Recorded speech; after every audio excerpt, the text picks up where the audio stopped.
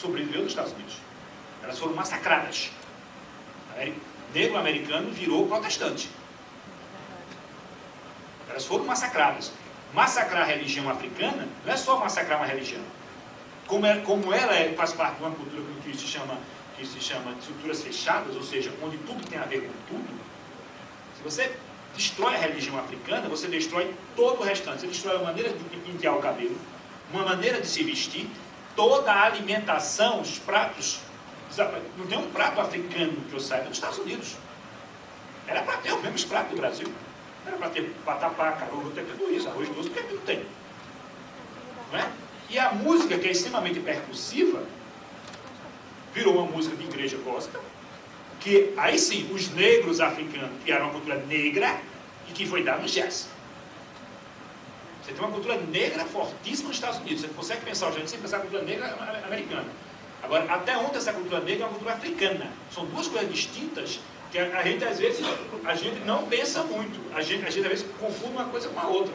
O Brasil tem a cultura negra, tem a cultura africana, urdindo como tecido social e cultural este país. Os Estados Unidos tem uma cultura que parece negra, mas não tem uma cultura africana. Essa cultura africana, ela foi destruída, e ela foi destruída por um motivo simples. Era impossível que ela sobrevivesse a partir do momento que você destruiu a religião. Se você destruísse a religião, você destruía todo o restante. Certo? Não tinha como sobreviver. O resto vai junto.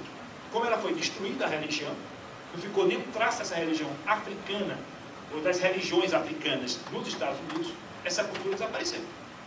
Inclusive todo o vocabulário que vem junto com essa cultura. Restaram 6 palavras. Isso é um massacre.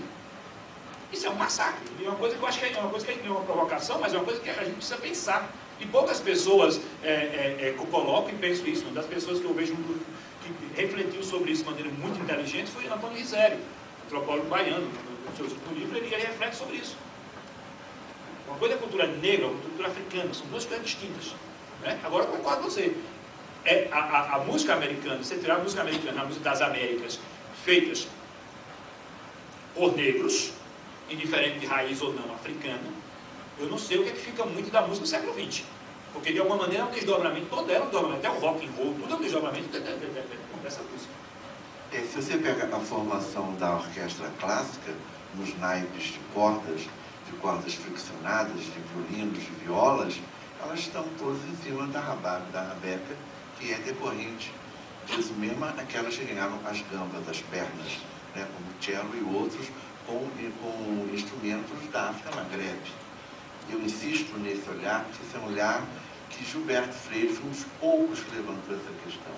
Não só na questão da arquitetura, com a questão da roupa, da comida, essa questão material dessas representações. A questão das religiões, por exemplo, são religiões também reinventadas e apropriadas, e reapropriadas.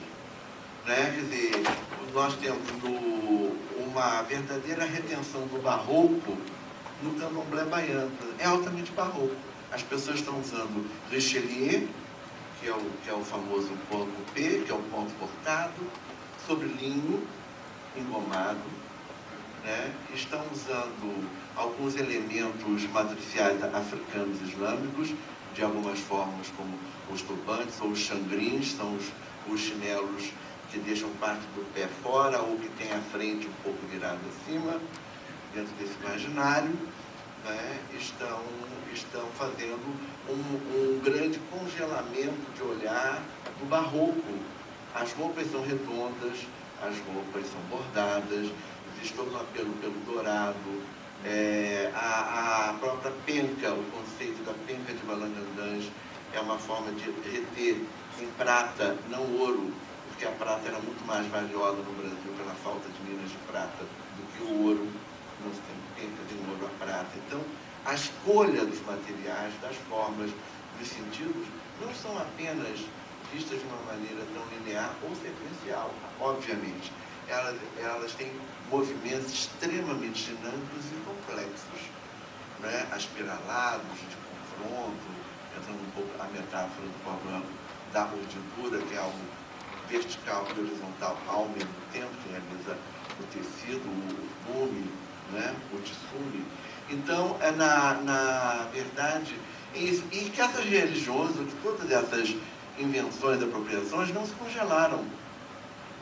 Então, se os africanos tradicionais, digamos, hoje veem, por exemplo, a Casa das Minas em São Luís do Maranhão, é um outro exemplo, para recuperar o seu imaginário da língua Fon, a língua Fon que se falava no século XVIII, não o Fon contemporâneo do Benin, tá? O chamado Fon-Evé, lá são mais de 1000 cantos em língua Fon catalogados. As pessoas vão estudar etnolinguista no Maranhão da língua Fon, não no Benin. Agora, quando vão ao candomblé da Bahia, não reconhecem, porque é algo cristão, misto com cristão, não é nenhum juízo de valor, tá? É um relato etnográfico que eu estou fazendo. Misto de cristão, a retenção estética do barroco, certo? Dentro, inclusive, das liturgias, tem missas que endossam o ritual, muitos segmentos são totalmente contra, que não precisa que a Igreja Católica vai endossar se a iniciação religiosa do Elo é bem feita ou não, como uma missa, ou uma missa fúnebre de 7º dia, ou uma missa que celebra um jubileu de iniciação, de festa, de inauguração. Então são muitos os movimentos, né?